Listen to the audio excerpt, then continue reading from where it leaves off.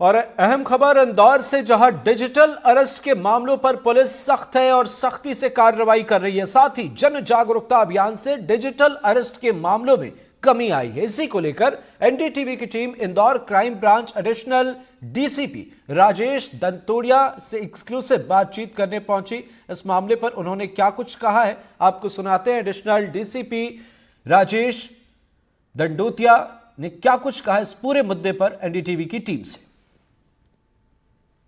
Cyber fraud एक बहुत common term अब बन चुका है, जो अब देश में हम देख रहे हैं कई केसेस साइबर फ्रॉड के सामने आ रहे हैं। वहीं इंदौर पुलिस द्वारा लगातार जागरूकता अभियान चलाया जा रहा है। हम एडिशनल एसपी राजेश दंडोतिया के साथ बैठे हुए, हम सीधे उनसे बातचीत करेंगे और जानेंगे साइबर क्राइम, साइबर फ्रॉड दरअसल है क्या और वो ऐसा क्यों बताते हैं कि डिजिटल अरेस्ट जैसा कोई भी शब्द है नहीं।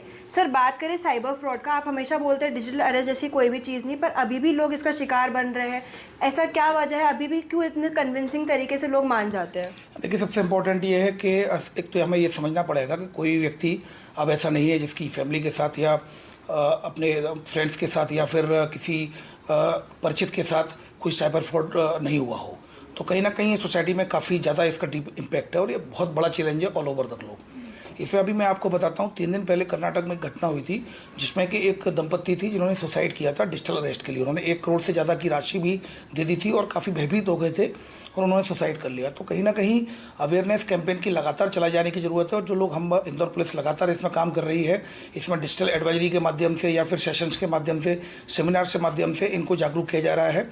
जागरूकता पर मैं इसलिए जोर दूंगा क्योंकि मैं आपको बताऊं, अभी हमने कुछ डिजिटल अरेस्ट के केसेज देखे हैं और कुछ इन्वेस्टमेंट फ्रॉड के केसेज देखे हैं जिसमें कि पैसा बाइनेंस ऐप के जरिए क्रिप्टो करेंसी में कन्वर्ट होकर यूएसडीटी और आपके बिटकॉइन में कन्वर्ट होकर और ये विदेश चला गया। एक की लिंक हांगकॉन्ग मिली है, एक की लिंक कंबोडिया मिली है, एक की लाओस मिली है और एक की लिंक म्यांमार मिली है। तो कहीं ना कहीं अब आप ये सोचिए कितना बड़ा चैलेंजिंग हो गया इस पैसे को रिकवर करना। तो ऐसी स्थिति में हमारे लिए सबसे जो इफेक्टिव जो मेजर है वो दैट इज कि हम किसी भी तरह लोगों को अवेयर करें, अवेयरनेस कैंपेन चलाएं।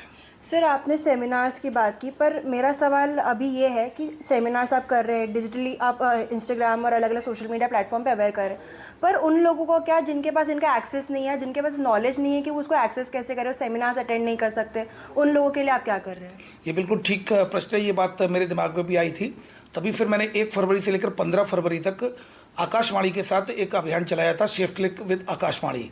और उसमें लगातार इवनिंग में 6:30 to 7 PM मैं लगातार लाइव गया था और वहाँ पर हमें इंटीरियर लोगों को कवर किया और मुझे जानकर बड़ा आश्चर्य हुआ कि 1930 के बारे में उनको अभी तक पता नहीं है। तो ऐसी स्थितियों को 15 दिन में हम लोगों ने विविध भारती, आकाशवाणी के विविध भारती प्रोग्राम के तहत लगातार लाइव जाके लोगों से कन्वर्सेशन किया और लोगों को जागरूक किया गया।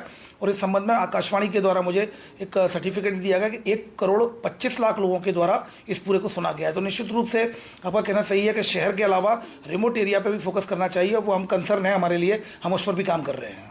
सर, बात करें केसेस की, तो अभी तक कुल कितने केसेस आपके पास पहुंच चुके हैं और उसमें से रिजॉल्व केसेस कितने हैं? देखिए, अगर हम 2024 की बात करें तो उसमें लगभग 80 डिजिटल अरेस्ट के केस थे। कुल मिलाकर अगर हम सोशल मीडिया फ्रॉड को भी मिलाएं और साइबर फ्रॉड को, तो कुल मिलाकर 11,000 के करीब केसेज आए थे इंदौर क्राइम ब्रांच में।